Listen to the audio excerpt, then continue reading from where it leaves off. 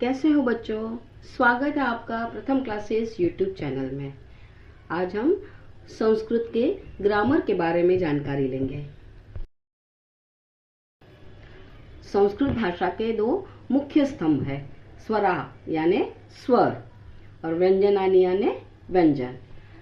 स्वर किसे कहते हैं? स्वतंत्र ध्वनियों को। जिस ध्वनि को उच्चारण के लिए किसी वर्ण की आवश्यकता नहीं होती उसे स्वर कहते हैं। और व्यंजनानि यानी व्यंजन, वो है आश्रित ध्वनियां। इन्हें आश्रित ध्वनियां क्यों कहा जाता है? क्योंकि उनको उच्चारण के लिए सदैव स्वर की सहायता लेना अनिवार्य होता है। अब हम स्वरों के परिवार यानी स्वरों के प्रकार के बारे में बात करेंगे। पहला प्रकार है समानाक्षर स्वर। इसमें क्या क्या आता है? अ, आ, ई, उ, रू। ध्यान दें, रू वर्ण का कोई दीर्घ स्वरूप नहीं होता है। और संध्याक्षर स्वर यानी ए, ऐ, ओ, औ। ये दो स्वरों के मेल से बनते हैं। इनका कोई रस्व रूप नहीं होता है। मात्रा और समय के हिसाब से रस्व और दीर्घ स्वर होते हैं। रस्व स्वर कौन से हैं? अ, ई, उ, रू। इन्हें रस्व स्वर क्यों कहा जाता है? इसको बोलने में कम समय लगता है, एक मात्रा रहती है। और दूसरे हैं दीर्घ स्वर। दीर्घ स्वर कौन से हैं? आ, ई, उ, ए, ऐ, ओ, औ। इसे बोलने में दोगुना समय लगता है और दो मात्राएं लगती हैं। अनुनासिक स्वर, मुख के साथ साथ नासिका यानी नाक से भी उच्चारित होने वाले स्वर को अनुनासिक स्वर कहते हैं। जैसे ए, ओ, ई, उ। चंद्र बिंदु ध्वनि को नासिका की ओर मोड़ देता है। अब हम व्यंजन की बात करेंगे। कोई भी व्यंजन स्वर के बगैर अधूरा है। जब हम क लिखेंगे, क और हलंत लिखेंगे तो वो अधूरा रहेगा। उसके अंदर अ आएगा तो पूरा क बनेगा। व्यंजनों का उच्चारण किसी स्वर के बिना असंभव है, इसलिए वर्णमाला में सभी व्यंजनों के साथ अ जुड़ा हुआ है।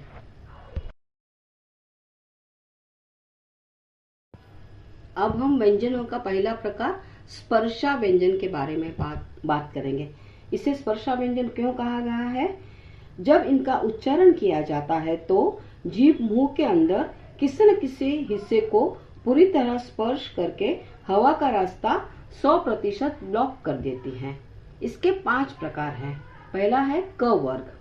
यहाँ रुकावट गले के पास यानी कंठ में होती है, गले के पीछे होते हैं। क वर्ग में क्या क्या आता है? क, ख, ग, घ, ड। अब बात करेंगे च वर्ग।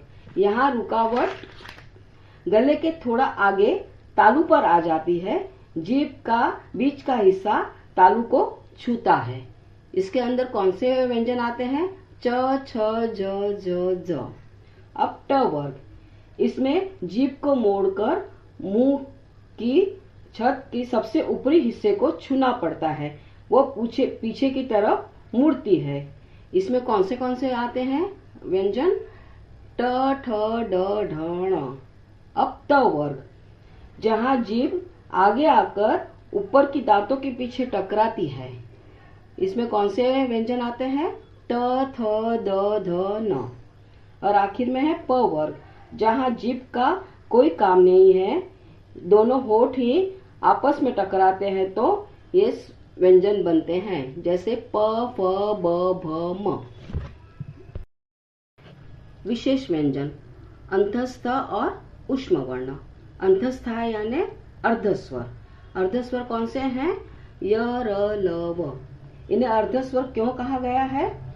क्योंकि य, र, ल, व का उच्चारण करते समय जीभ हवा का रास्ता रोकने के लिए ऊपर उठती तो है, तालू और दांतों के बेहद करीब भी जाती है, लेकिन स्पर्श व्यंजनों की तरह पूरी तरह से चिपक कर रास्ता ब्लॉक नहीं करती।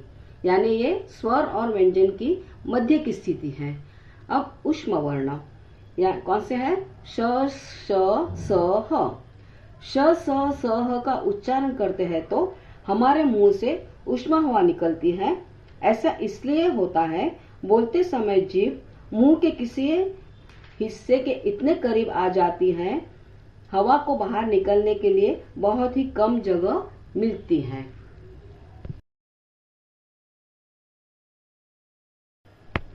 अयोगवाह यानी अनुस्वार और विसर्ग। अनुस्वार और विसर्ग कभी अकेले नहीं आते हैं, ये हमेशा किसी न किसी स्वर के पेट पर बैठकर आते हैं। अनुस्वार का कार्य क्या है? नासिका से ध्वनि उत्पन्न करता है। और विसर्ग का कार्य क्या है? ह जैसी हल्की वायु ध्वनि उत्पन्न करता है। ये विशिष्ट व्यंजन है जो केवल स्वर के बाद ही जुड़ते हैं। अब हम स्वरों का व्यंजनों के साथ मेल देखेंगे। अ के साथ कोई नहीं मिलता है। क में ऑलरेडी अ है। क में जब हम आ लगाएंगे तो क्या बनेगा? का। क में छोटी ई लगाएंगे तो की, बड़ी लगाएंगे तो की। ऊ यानी छोटी ऊ लगेगा तो कू।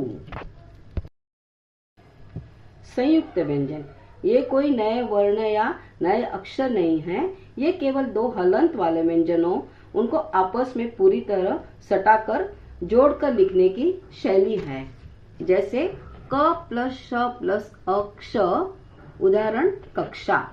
ज प्लस ज प्लस अ यानी ज्ञ, उदाहरण ज्ञानम। त प्लस र प्लस अ यानी त्र, उदाहरण पत्रम। द प्लस य प्लस अ यानी द्य, उदाहरण विद्या। जब एकाधिक व्यंजन बिना किसी स्वर के आपस में मिलते हैं तो वह एक नया संयुक्त रूप ले लेते हैं। शब्दों की रचना, जैसे रामः, कैसे है? इसके अंदर क्या क्या है? र हलन प्लस आ प्लस म हलन प्लस अ प्लस विसर्ग, तो क्या बना? रामः। दूसरा उदाहरण देखेंगे, इंद्र। ई प्लस न हलन प्लस द हलन प्लस र हलन प्लस अ और प्लस विसर्ग यानी इंद्र। सरस्वती। स हलन प्लस अ प्लस र हलन प्लस अ प्लस स हलन प्लस व हलन प्लस अ प्लस त हलन प्लस ई यानी सरस्वती। प्रत्येक शब्द अंततः स्वतंत्र स्वरों और आश्रित व्यंजनों का एक सटीक अनुक्रम है।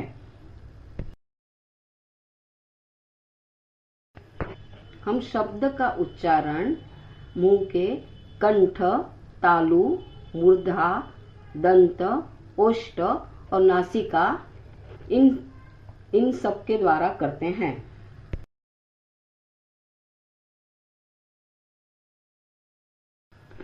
जब ध्वनि की उत्पत्ति कंठ से होती है उसे कंठ वर्ण कहते हैं। उसका स्थान क्या है? गले का निचला हिस्सा। कौन से स्वर है इसमें? अ, आ। और कौन से व्यंजन आते हैं?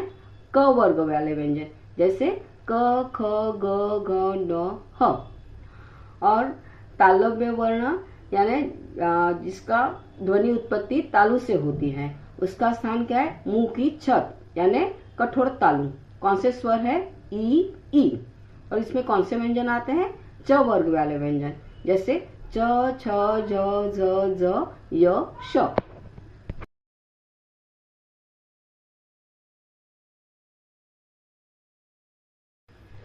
ध्वनि की उत्पत्ति मूर्धा से होती है, उसे मूर्धन्य वर्ण कहते हैं। उसका स्थान क्या है? तालु का ऊपरी कठोर भाग। इसमें कौन से स्वर आते हैं? रू, रू। और कौन से व्यंजन आते हैं? ट वर्ग व्यंजन, ट, ठ, ड, ढ, ण, र, श। और ध्वनि की उत्पत्ति दंत से होती है, उसे दंत्य वर्ण कहते हैं। उसका स्थान क्या है? ऊपरी दांत का पिछला भाग। स्वर कौन सा है? लू। और व्यंजन कौन से है? त वर्ग। इसमें त, थ, द, ध, न, ल और स आते हैं। ध्वनि की उत्पत्ति ओष्ठ से होती है, उससे ओष्ठ वर्ण कहते हैं। स्थान क्या है? दोनों होठों का मिलन। स्वर कौन से? उ। और व्यंजन कौन से? प वर्ग, प, फ, ब, भ, म। ध्वनि की उत्पत्ति नासिका से होती है, उसे नासिक्य वर्ण कहते हैं। स्थान क्या है? वायु का नाक से प्रवाह। वर्ण कौन से है? अनुस्वार, न, न, म, पंचमाक्षर।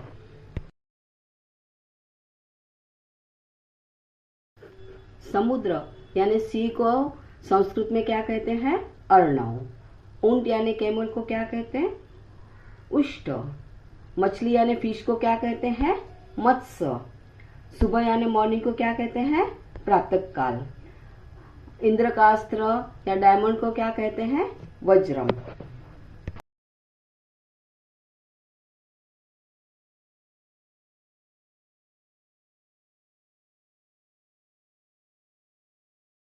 अभी हम संस्कृत में रिश्तों के नाम जानेंगे।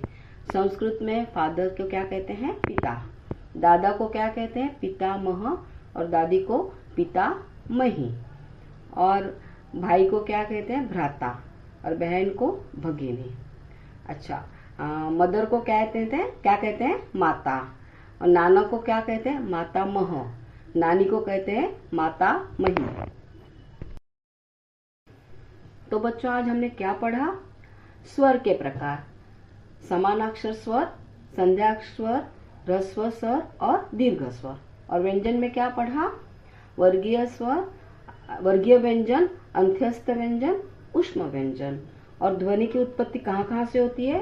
कंठ, तालु, मूर्धा, दंत, ओष्ठ और नासिका।